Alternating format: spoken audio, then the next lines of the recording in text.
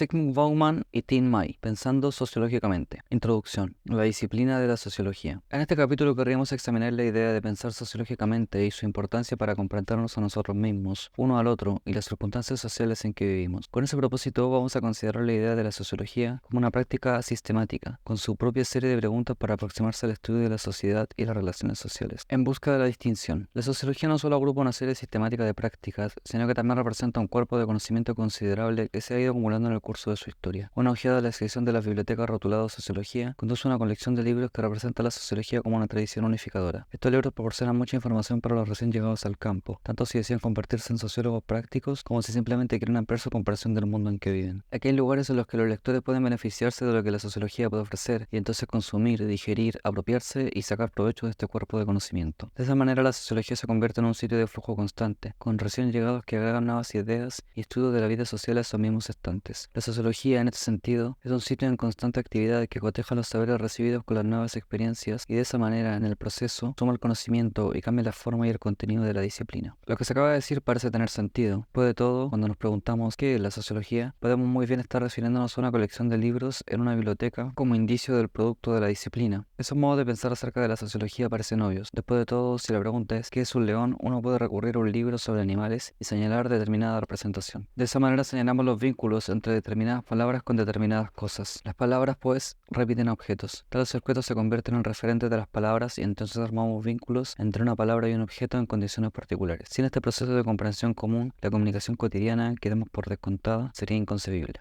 Esta actitud, sin embargo, no alcanza por una comprensión más completa, más sociológica de esta conexión. Lo dicho no alcanza para informarnos acerca del objeto en sí. Ahora tenemos que hacer preguntas suplementarias, por ejemplo, ¿de qué modo es peculiar este objeto? ¿En qué difiere de otros objetos? De manera que se justifique referirse a él con una palabra particular. Si llamar a este animal león es correcto, pero no lo es llamarlo tigre, entonces debe de haber algo que tienen los leones que no tienen los tigres. Debe de haber algunas diferencias distintivas entre ellos. Solo descubriendo esta diferencia, podemos saber qué caracteriza a un león, algo distinto a saber cuál es el referente de la palabra león. Lo mismo sucede cuando tratamos de caracterizar el modo de pensar que llamamos sociológico. La idea de que la palabra sociología está en representación de cierto cuerpo de conocimiento y ciertas prácticas que emplean este saber acumulado resulta satisfactoria. Sin embargo, ¿qué es lo que hace del saber y de las prácticas algo distintivamente sociológico? ¿Qué los hace diferentes de los cuerpos de conocimiento y otras disciplinas que tienen sus propias prácticas? Volviendo a nuestro ejemplo del león, para responder a esta pregunta, podríamos buscar el modo de distinguir la sociología de otras disciplinas. En la mayor parte de la biblioteca descubriremos que los estantes más próximos al rotulado sociología son los que llevan los rótulos historia, antropología, ciencias políticas, leyes, política social, contabilidad, psicología, estudios de administración, economía, criminología, filosofía, lingüística, literatura y geografía humana. Los bibliotecarios que organizan las estanterías pueden haber supuesto que los lectores que hojean la sección sociología podrían en ocasiones estar buscando un libro sobre alguna de esas materias. En otras palabras, se ha pensado que el tema sociología puede hallarse más cerca de esos cuerpos de conocimiento que de otros. ¿Será entonces que la diferencia entre los libros de sociología y los que están colocados cerca de ellos son menos pronunciadas que las que hay, digamos, entre sociología y química orgánica? Un bibliotecario que catalogue de este modo parece sensato. Los cuerpos de conocimientos vecinos tienen mucho en común. Todos se refieren al mundo hecho por el hombre, aquello que no existiría de no ser las acciones de los humanos. Estas materias de estudio, de modos diversos, se interesan por las acciones de los hombres y sus consecuencias. Sin embargo, se exploran en el mismo territorio. ¿Qué las diferencia? ¿Qué las hace tan diferentes unas de otras como para justificar diferentes nombres? Estamos listos para dar una respuesta simple a estas preguntas. Las divisiones entre los cuerpos de conocimiento deben reflejar divisiones en un universo que investigan. Son las acciones humanas o los aspectos de las acciones humanas las que difieren unas de otras y las divisiones entre el cuerpo de conocimiento simplemente tienen en cuenta este hecho. De este modo, la historia se refiere a las acciones que tuvieron lugar en el pasado, en tanto la sociología se concentra en las acciones actuales. Del mismo modo, la antropología no solo de sociedades humanas que se presumen atraviesan un estadio de desarrollo diferente del nuestro, se defina como se define. En el caso de algunos otros parientes cercanos de la sociología, ¿será que la ciencia política entonces tiende a discutir acciones referidas al poder y al gobierno? La economía a tratar con acciones relativas al uso de los recursos en términos de rédito máximo para individuos que se consideran racionales en un determinado sentido de la palabra, así como con la producción y distribución de bienes, el derecho y la criminología, a interesarse por interpretar y aplicar la ley y las normas que regulan el comportamiento humano y por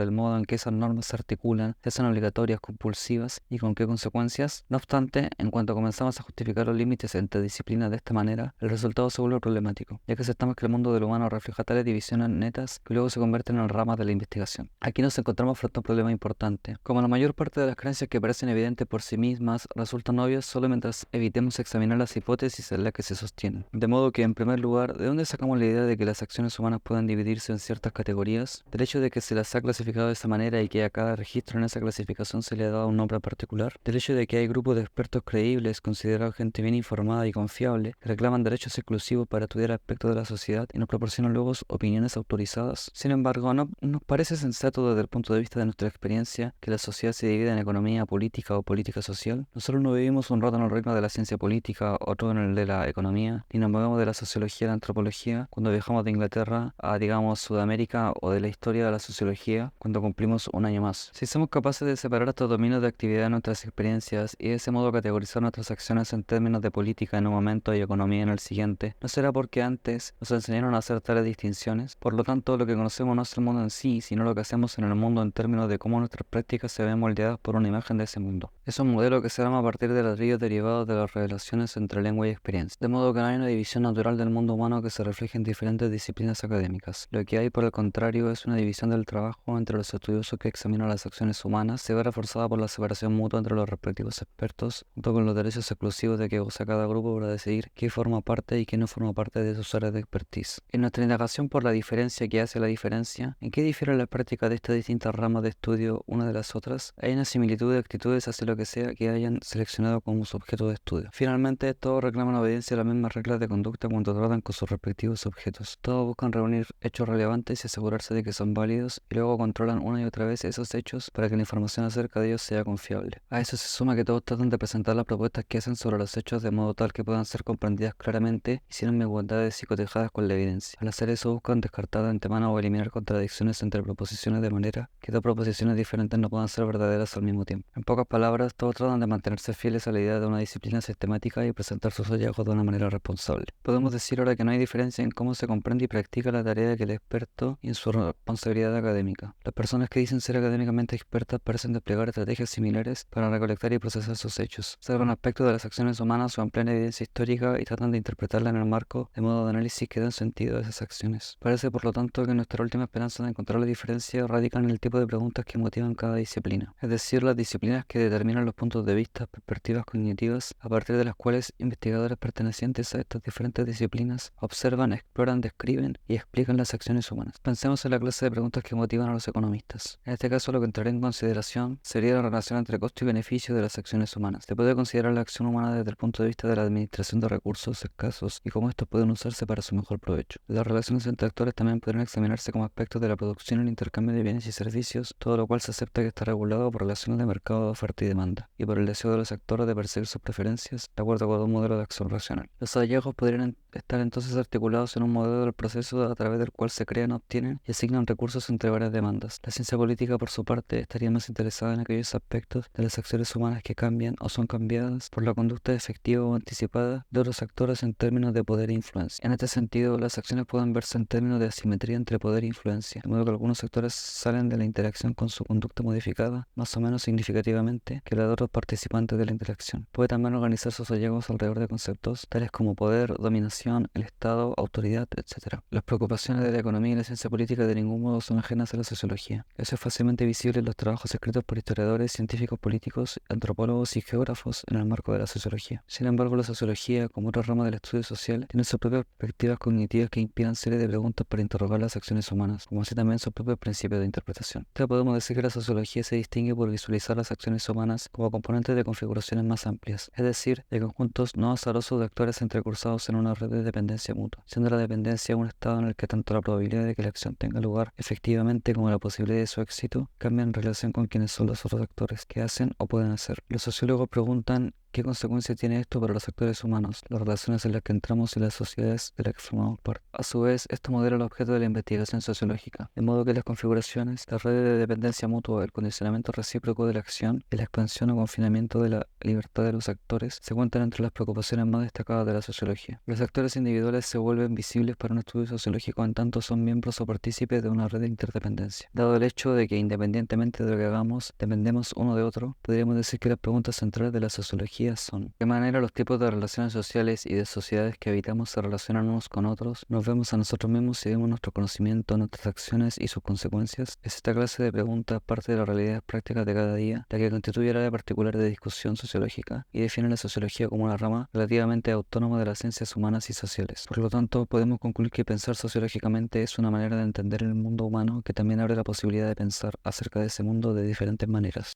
Sociología y sentido común. Pensar sociológicamente también se distingue por su vínculo con el llamado sentido común. Tal vez más que otras ramas del saber, la sociología ve moldeado su vínculo con el sentido común a partir de resultados que son importantes para su situación y su práctica. Las ciencias físicas y biológicas no parecen estar interesadas en analizar su vínculo con el sentido común. La mayor parte de las ciencias, para definirse, se afirman los límites que las separan de otras disciplinas. No sienten que comparten suficiente terreno como para interesarse en dibujar límites o puentes con ese rico, aunque desorganizado, no sistemático, a menudo inarticulado e inefable saber que llamamos sentido común. Tal diferencia puede tener alguna justificación. El sentido común, a fin de cuentas, no parece tener nada que decir acerca de los temas que preocupan a físicos, químicos o astrónomos. Los asuntos con los que ellos tratan no parecen caer dentro de las experiencias y las imágenes cotidianas de mujeres y hombres comunes. Es así que los no expertos normalmente no se consideran capaces de formarse una opinión acerca de esos asuntos, si no es con ayuda de los científicos. Después de todo, los objetos explorados por las ciencias físicas se manifiestan solo en circunstancias muy especiales, por ejemplo, a través de las lentes de gigantescos telescopios. Solo los científicos pueden ver y experimentar con ellos bajo esas condiciones y reclamar para sí mismo, por lo tanto, el monopolio de una determinada rama de la ciencia. Al ser propietarios únicos de la experiencia que proporciona la materia prima para su estudio, el proceso, análisis e interpretación de los materiales están bajo su control. Los productos de tales procesamientos deberán soportar luego el escrutinio crítico de otros científicos. No van a tener que competir con el sentido común por la simple razón de que no hay un punto de vista de sentido común para abordar los asuntos sobre lo que se pronuncian. Tenemos que hacernos ahora algunas preguntas sociológicas más. Después de todo, ¿es la caracterización tan simple como implica lo dicho anteriormente? La producción de conocimiento científico contiene factores sociales que moldean y configuran su práctica, en tanto los hallazgos científicos pueden tener implicancias sociales, políticas y económicas sobre las cuales, en cualquier sociedad democrática, no corresponde que los científicos tengan la última palabra. Dicho de otro modo, no podemos separar tan fácilmente los medios de investigación científica de los fines a los que esos medios pueden destinarse, ni la razón práctica de la ciencia misma. Después de todo, cómo y quiénes financian la investigación puede, en algunas instancias, tener influencia sobre los resultados de la investigación. Preocupaciones públicas recientes referidas a la calidad de la comida que ingerimos o al medio ambiente en que vivimos, al papel de la ingeniería genética y el patentamiento de información genética de poblaciones por grandes corporaciones son solo algunos de los asuntos sobre los que la ciencia por sí misma no puede decidir, ya que se trata no solo de la justificación del saber, sino de su aplicación y sus implicancias para la vida que vivimos. Los asuntos se vinculan con nuestra experiencia y su vínculo con nuestro quehacer cotidiano, con el control que tenemos sobre nuestra vida y la dirección en que se están desarrollando nuestras sociedades. Estos problemas proporcionan la materia prima para investigaciones sociológicas. Todos nosotros vivimos en compañía de otras personas e interactuamos unos con otros. En ese proceso desplegamos una extraordinaria cantidad de conocimiento tácito que nos permite enfrentar los asuntos de la vida cotidiana. Cada uno de nosotros es un actor experto. Sin embargo, lo que logramos y lo que somos depende de lo que otras personas hacen. Finalmente, casi todos nosotros hemos vivido la experiencia angustiosa del fracaso de la comunicación con amigos y con extraños. Desde este punto de vista, el tema de la sociología está ya incorporado a nuestras vidas y sin esto seríamos incapaces de llevar adelante nuestra vida con los otros. Aunque estamos profundamente inmersos en nuestras rutinas diarias, inspirados por un saber práctico orientado a los escenarios sociales en los que interactuamos, a menudo no nos detenemos a pensar sobre el significado de lo que hemos atravesado y con menos frecuencia aún nos detenemos a comparar nuestras experiencias privadas con el destino de otros, salvo tal vez para tener respuestas privadas a problemas sociales exhibidos para el consumo de los chat shows televisivos. Aquí, sin embargo, la privatización de las cuestiones sociales se ve reforzada, liberándonos de la carga de ver la dinámica de las relaciones sociales dentro de lo que se visualiza, en cambio como reacciones individuales. Esto es exactamente lo que el pensamiento sociológico puede hacer por nosotros. Como modo de pensamiento se formulan preguntas como esta: ¿cómo se entrelazan nuestras biografías individuales, la historia que compartimos con otros seres humanos? Al mismo tiempo, los sociólogos son parte de esa experiencia y por tanto, por mucho que quieran apartarse de los objetos de su estudio, las experiencias de vida como objetos que están ahí no pueden romper por completo con el saber que tratan de comprender. No obstante, esto puede ser una ventaja en tanto posee una visión a la vez desde dentro y desde afuera de las experiencias que buscan comprender. Hay algo más que decir de la relación especial entre sociología y sentido común. Los objetos de la astronomía esperan ser nombrados, colocados en un todo ordenado y comparados con otros fenómenos similares. Hay pocos equivalentes sociológicos de fenómenos limpios, sin uso, que no hayan sido dados ya de significado, cuando aparecen los sociólogos con sus cuestionarios, llenando sus libretas de notas o examinando documentos relevantes. Aquellas acciones e interacciones humanas que exploran los sociólogos ya han sido nombradas y han recibido la consideración de los propios sectores, y son por lo tanto objeto del saber del sentido común. Familias, organizaciones, redes solidarias, barrios, ciudades, pueblos, naciones e iglesias, y cualquier otro grupo cohesionado por la interacción humana regular, ya han recibido significado e importancia por parte de los actores. Cada término sociológico ya está cargado de los significados que le da el saber del sentido común. Por esta razón, la sociología está íntimamente relacionada con el sentido común. Con límites fluidos entre pensamiento sociológico y sentido común, no se puede garantizar de antemano su solidez. Tal como sucede con la aplicación de los hallazgos de los genetistas y sus implicancias para la vida diaria, la soberanía de la sociología sobre el saber social puede verse cuestionada. Es por eso que resulta tan importante trazar un límite entre el conocimiento sociológico propiamente dicho y sentido común, pero la identidad de la sociología como un cuerpo cohesionado de conocimiento. Nos sorprende que los sociólogos presten mucha atención a este factor y podemos pensar 4 modos en que se consideran estas diferencias. En primer lugar, la sociología diferencia del sentido común, hace un esfuerzo por subordinarse a las reglas rigurosas del discurso responsable. Este es un atributo de la ciencia que se distingue de otras formas de conocimiento, consideradas más flojas y menos estrictamente vigiladas y autocontroladas. Se espera que los sociólogos en su práctica tomen muchas precauciones para distinguir de modo claro y visible entre los enunciados corroborados por evidencia disponible y las proposiciones que solo pueden aspirar a la categoría de ideas provisorias no probadas. Las reglas del discurso responsable exigen que toda la cocina, el procedimiento completo que nos llevó a las conclusiones finales y que se sostiene, es garantía de su credibilidad. Queda abierta al escrutinio. El discurso responsable debe relacionarse también con otros enunciados hechos sobre el mismo tópico, de modo que no puede descartar o silenciar otros puntos de vista que se hayan manifestado por inconvenientes que resultan para la propia argumentación. De este modo, la honestidad, confiabilidad y eventualmente también la utilidad práctica de las proposiciones resultantes se verán acrecentadas. Después de todo, nuestra fe en la credibilidad de la ciencia está cimentada en la esperanza de que los científicos hayan seguido las reglas del discurso responsable. En cuanto a los científicos mismos, ellos apuntan a la virtud del discurso responsable como un argumento a favor de la validez y confiabilidad del conocimiento que producen. En segundo lugar, se halla el tamaño del campo del que se extrae el material para el pensamiento sociológico. Para la mayor parte de nosotros en nuestra rutina diaria, este campo está confinado a nuestro propio universo de vida, es decir, a las cosas que hacemos, la gente con la que nos encontramos, los propósitos que nos planteamos en nuestras búsquedas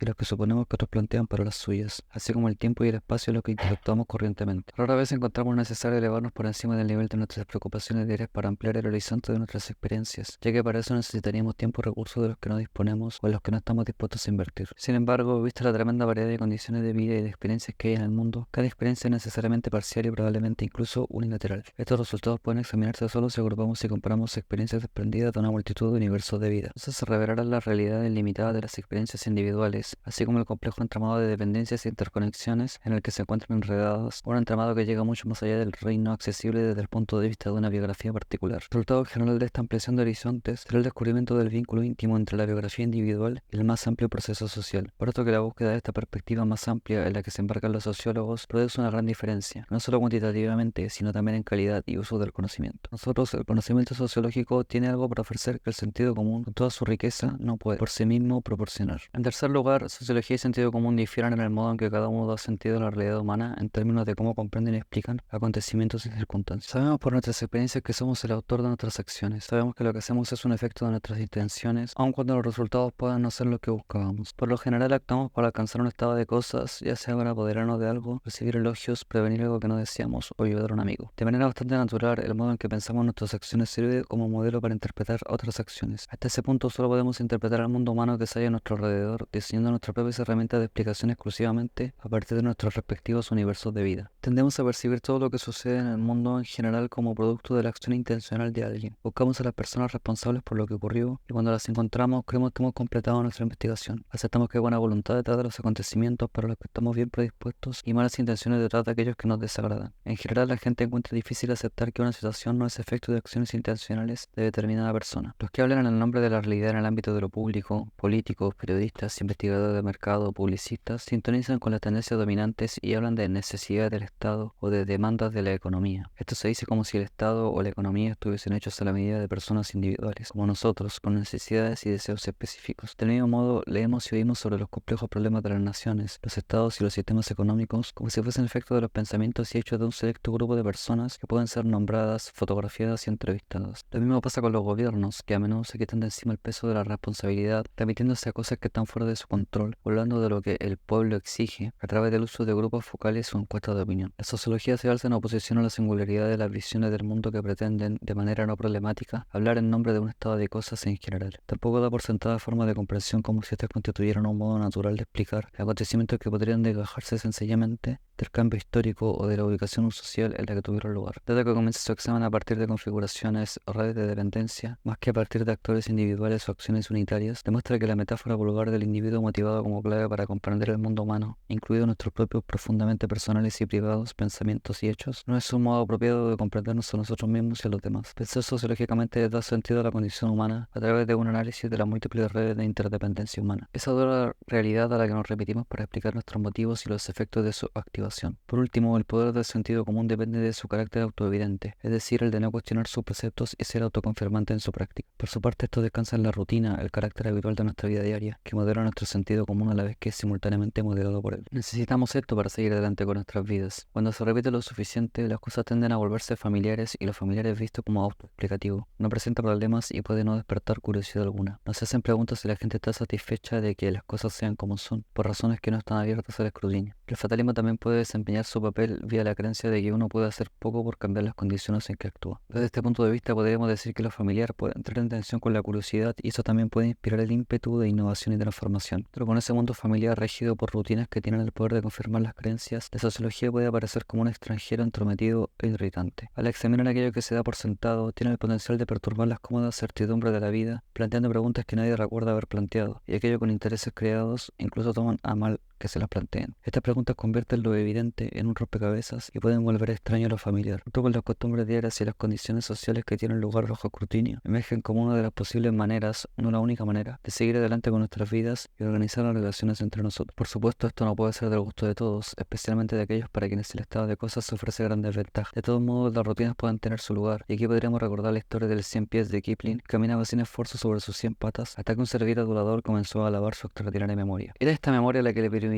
no bajar su pata 58ª antes de la 37ª o la 52ª antes de la 19ª. Obligado a la autoconciencia, el pobre 100 pies ya no puede volver a caminar. Otros pueden sentirse humillados o incluso resentidos de lo que en un tiempo sabían y lo hacían enorgullecerse, queda evaluado en virtud de este cuestionamiento. Sin embargo, y por comprensible que sea el resentimiento que genere, la desfamiliarización puede tener beneficios claros. Lo que es más importante, puede abrir nuevas y antes insospechadas posibilidades de vivir la propia vida con otros con más autoconciencia, más comprensión de lo que nos rodea en términos de un mayor reconocimiento de uno mismo y de los demás, y tal vez también con más libertad y control. Para todos los que piensan que vivir la vida de una manera más consciente vale el esfuerzo, la sociología es una guía de bienvenida. Aunque manteniéndose en una constante e íntima conversación con el sentido común, aspira a sobrepasar sus limitaciones, abriendo posibilidades que pueden clausurarse con demasiada facilidad. Cuando convoca y desafía nuestro saber compartido, la sociología nos impulsa a reexaminar nuestra experiencia para descubrir nuevas posibilidades y terminar siendo más abiertos y menos propensos a la idea de que el conocimiento sobre nosotros y los demás tiene un punto final, y no que es un proceso excitante y dinámico que aspira a una mayor comprensión. Esto sociológicamente nos puede hacer más sensibles y tolerantes a la diversidad, puede abusar nuestros sentidos y abrir nuestros ojos a nuevos horizontes más allá de nuestras experiencias inmediatas para que exploremos condiciones que hasta ahora habían permanecido relativamente invisibles. Una vez que comprendemos mejor cómo los aspectos aparentemente naturales, inevitables, inmutables y eternos de nuestras vidas han llegado a instalarse a través del ejercicio del poder humano y los recursos humanos, vamos a encontrar más difícil aceptar que son inmunes e impenetrables a futuras acciones, incluidas las propias. Pensar sociológicamente como un poder antifijación es por lo tanto un poder en pleno derecho. Hace flexible lo que pudo haber sido opresiva rigidez de las relaciones sociales y al hacerlo abre un mundo de posibilidades. El arte del pensamiento sociológico consiste en ampliar la eficacia práctica de la libertad. Cuando se ha aprendido más acerca de ella, el individuo puede estar un poco menos sujeto a la manipulación y más fuerte frente a la opresión y el control. Probablemente también esos individuos se volverán más eficaces como actores sociales, ya que pueden ver las conexiones entre sus acciones y las condiciones sociales y cómo esas cosas que por su rígida fijación se muestran irresistibles al cambio están abiertas a la transformación. Está también aquello que se halla más allá de nosotros como individuos. Hemos dicho que la sociología piensa de manera relacional para situarnos dentro de redes de relaciones sociales. De ese modo, la sociología se alza en defensa del individuo, pero no del individualismo. O sea que pensar sociológicamente significa pensar un poco más plenamente en la gente que nos rodea, en términos de sus esperanzas y deseos, sus preocupaciones e intereses. Así podremos apreciar mejor al individuo humano que hay en ellos y tal vez aprender a respetar lo que cualquier sociedad civilizada que se precie debería garantizar a esas personas para mantenerse. El derecho a hacer lo que nosotros hacemos, de modo que puedan elegir y practicar sus modos de vida de acuerdo con sus preferencias. Significa que puedan seleccionar sus proyectos de vida, definiéndose y defendiendo su dignidad como nosotros podríamos defender la nuestra frente a obstáculos con los que todos en mayor o menor grado nos topamos. Pensar sociológicamente tiene el potencial de promover la solidaridad entre nosotros, es decir, una solidaridad basada en la comprensión y el respeto mutuo, en una resistencia mancomunada al sufrimiento y una condena compartida a las crueldades que son las causas de ese sufrimiento. Finalmente, si esto se logra, la causa de la libertad se acrecentará mucho al ser elevada al rango de una causa común. común. Volviendo a lo que decíamos acerca de la fluidez de lo que parece flexible, una mirada sociológica a la lógica interna y el significado de formas de vida diferentes de las propias puede bien llevarnos a volver a pensar los vínculos que se han trazado entre nosotros y los otros. Una nueva comprensión generada de esta manera podría facilitar nuestra comunicación con los otros y conducirnos posiblemente a un entendimiento mutuo. El miedo y el antagonismo pueden ser reemplazados por la tolerancia, una mayor garantía para la libertad individual que la libertad de todos nosotros. Señalar la conexión entre la libertad individual y la libertad colectiva necesariamente tiene un efecto desestabilizador en las relaciones de poder ya existentes o lo que suele llamarse órdenes sociales. Es por esta razón que gobiernos y otros dueños del poder que controlan el orden social suelen presentar cargos de lealtad política en contra de la sociología. Eso es muy evidente entre aquellos gobiernos que intentan inventar la realidad en su nombre, afirmando sin problemas el estado de cosas vigente como si fuera natural, o entre los que arremeten contra las condiciones de vida contemporáneas por medio de nostálgicas evocaciones de una edad mítica, perimida en la que todos conocían cuál era su lugar en la sociedad. Cuando somos testigos de una nueva campaña en contra del impacto subversivo de la sociología, podemos asumirse un riesgo que lo que pretenden gobernar por el FIA están preparando un nuevo asalto a la capacidad de los sujetos a resistir la regulación coercitiva de su vida. Dichas campañas muchas veces coinciden con severas medidas contra las formas ya existentes de autorregulación y defensa de los derechos colectivos, medidas que apuntan en otras palabras a los fundamentos colectivos de la libertad individual. A veces se dice que la sociología es el poder de los que no tienen poder. No siempre es así, especialmente en los lugares donde se la practica presionada para conformar las expectativas de los gobernantes. No hay ninguna garantía de que habiendo adquirido una comprensión sociológica, uno pueda disolver y desmontar el poder de las duras realidades de la vida. Simplemente el poder de la comprensión no alcanza para rivalizar con el de las presiones de la coerción aliadas con el resignado y sometido sentido común en el marco de las condiciones políticas y económicas prevalecientes. Sin embargo, de no ser por esa comprensión, la probabilidad de manejar con algún éxito la propia vida y la administración colectiva de la vida en común sería aún menor. Es un modo de pensar cuyo valor es apreciado solo por los que no pueden darlo por sentado y que cuando les llega a aquellos que sí pueden,